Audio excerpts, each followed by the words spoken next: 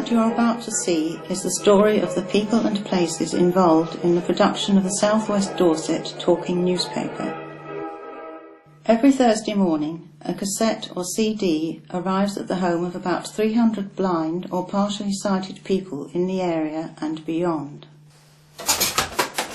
A listener and committee member, Betty Bartlett, and her guide dog Paige, receive the tape and listen to it. Sue Darla, a newsreader and magazine compiler, talks to her about her connection with the organisation. This is your South West Dorset talking newspaper for the week ending Saturday, May the 30th. I was confirmed registered blind in 1993, and I think it was a young lady called Elizabeth from the social services got in touch with me, and your tape came in. I enjoyed the tape, the interest, because I can't read a newspaper. Also the local news. The magazine, I find I like the recipe because I always enjoyed cooking. You're also on the committee. I'm on the committee now, yes, which I thoroughly enjoy. Yeah. I find it quite stimulating and it's interesting. Which is very useful for us because we get feedback from one of our listeners on the committee. Exactly. The local newspapers are delivered to an address in South Hill, Weymouth, and the editor picks up a bag with them in. On the other side of the news is a magazine. This contains items that may be of interest collected by the teams. The compiler collects this bag from the chairman and selects material from it for the magazine that week. Now the film will show how the production of the tape or CD takes place. Articles that are to be used are cut out, measured and clipped onto paper.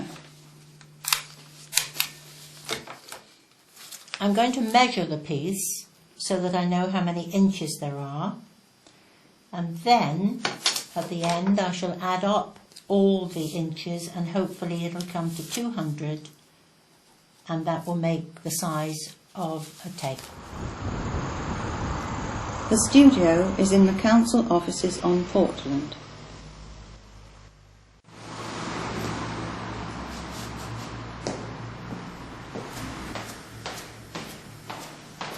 On Monday or Tuesday, the recording takes place, and here we see 3 people reading the news. The news items for this edition are taken from the Dorset Echo, the Bridport and Lyme Regis News, and the Western Gazette. The community volunteers who took over the running of the carnival last year announced earlier they were halting the reign of the Carnival Queen because they thought the event was outdated. But volunteers manager Sue Follen said, "The Carnival Queen is back, following an overwhelming response from the community. We have listened to the red light warns the next reader that the article is about to end." A Labrador is rescued from 200 feet up. Coast Guards plucked a dog to safety after it plummeted over 200 feet down on the Dorset coast. Buster, the golden Labrador, became stuck on a ledge about 10 feet down after taking a tumble on the cliffs above Man o' War Bay near Durdle Door. Arthur Stubbs, with his wife Audrey, for many years had the studio in their loft, and here he shows the mayor around. Each year, the mayor is invited to visit the studio, and this time she commented on the photo of previous committee members. And then it comes back to the trading estate up at the Tradecroft or whatever it's called. Because it's very interesting to see, obviously, that it was the free post, which we were saying, because it would. I should think everybody's budget would be taken up in the free post. Because obviously these... Yes, it gets sort of tattooed, doesn't it?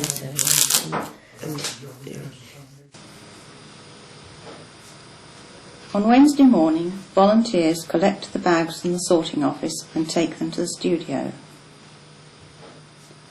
The mail bags are taken here for the tapes and CDs to be cleaned and have fresh recordings put on them.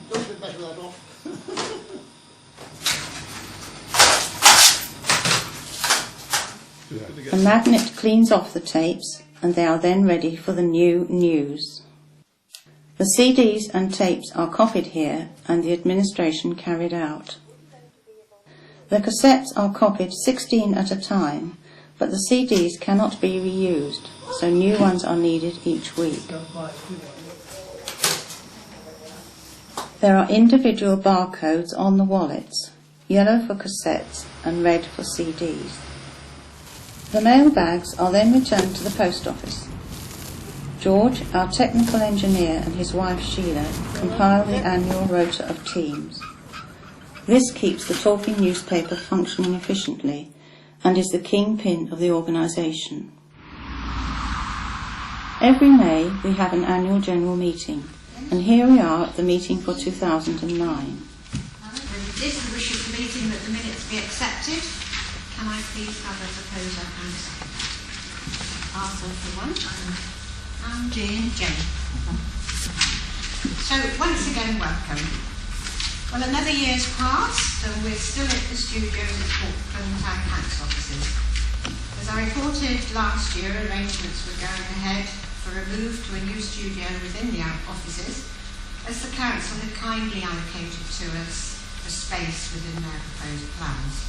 I know that I would not be standing here now if it wasn't for Anne, because she's done so much towards the general running of the talking newspaper, and I would really like to say a personal thank you, Anne.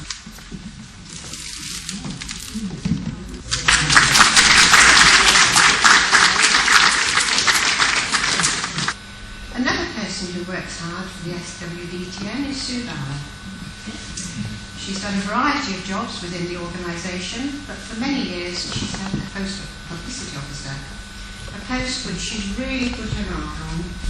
At this point I'd like to say thank you to her for this small token of our appreciation of the work she has done.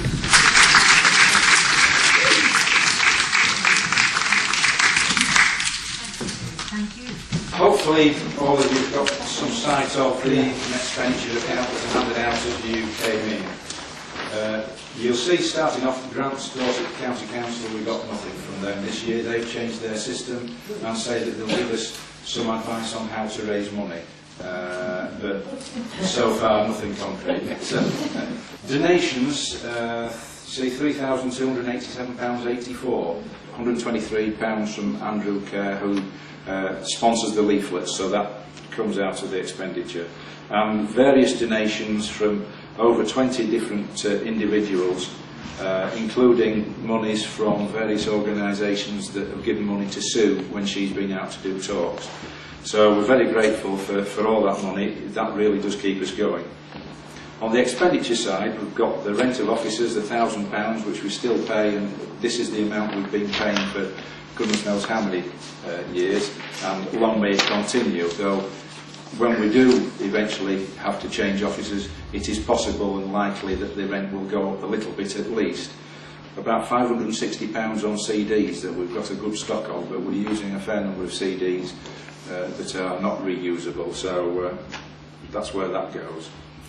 Needless to say, I'm very biased about the talking newspaper. I think it's one of the best organisations that I've ever been in touch with. And the way it's grown and developed speaks well of the team. And it's growing all the time. It doesn't become stagnant. And having Michael on board too brings a young person's view, which is very good. I can remember when Michael joined, he said, "Do you mind me doing all these things, Sue?" And I said, "No, Michael. When we're all up in that big recording studio in the sky, you're going to be down here doing it for us." I've been with the talking newspaper since 1997 now, so quite a few years, and I've enjoyed every step of the way. I was a young mum at home with 2 small children. I wanted to do something that didn't take up all of my time. So I saw an advert in the Echo which said, could they have volunteers? And I love sight reading, I love reading generally, so I volunteered. It must have been about 20 and a half years ago, because my son's now 23, and I think he was not quite 2 when I joined. We were approached by social services wanting to start a talking magazine in Weymouth. And I believe Diane was one of the first to actually read. You read the very first newspaper. As the weeks went on, they thought it would be a good idea to have something on the other side of the tape. So what about a magazine? And I was approached to ask if I would edit and do the magazine. I enjoyed doing that very much indeed. When I saw the advert in the Echo for somebody to come and help and read, I did put it on the fridge for several days and think about it, and then I thought about it again, and then I thought, my mother has vision problems, my grandfather went blind, and I know how isolating it can be if you can't hear or if you can't read, so I decided that would be a good thing to help with. I like the people. I can't get enough of the people. It's absolutely fantastic to work with so many talented people and so many enthusiastic people as well. And it's real community involvement, and I really, really enjoy it. The recording and compiling of this DVD has been carried out by the Weymouth Video Club, and we are grateful for all the time that they have spent on this project.